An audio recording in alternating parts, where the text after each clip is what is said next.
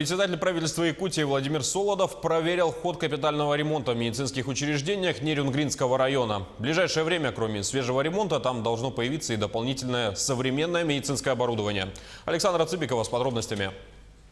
Для Нерюнгринской ЦРБ Министерство здравоохранения уже закупило отоларингологический аппарат, лапароскоп, оснащение для кабинета офтальмологии и ЛФК с модернизированными тренажерами для детей с недугами по ЦНС и опорно-двигательным аппаратом. Сегодня мы отмечаем готовность уже амбулаторной помощи по онкологии.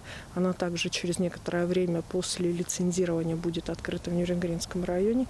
Соответственно, являясь одним из лидеров по онкологическим заболеваниям, я думаю, что здесь мы сможем выстроить систему по первичной диагностике. На текущий год Министерством здравоохранения республики в рамках программы развития начат капитальный ремонт детской поликлиники и намечено переоснащение, в том числе оснащение современным медицинским оборудованием, на которое заложено порядка 30 миллионов рублей.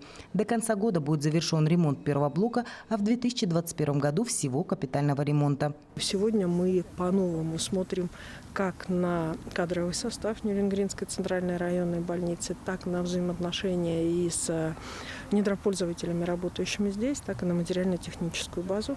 И все это даст, в том числе с повышением переквалификации работников, результат, который уже сегодня идет, достижение которого происходит уже сегодня в работе. На прошлой неделе был открыт некоммерческий центр «Белая роза», направленный на диагностику женской репродуктивной системы и профилактику новообразований. Нерюнгри имеет все шансы стать вторым центром по качеству здравоохранения в республике. И я уверен, что мы, по крайней мере, тренд переломили уже. Понятно, что сложно мгновенно все исправить.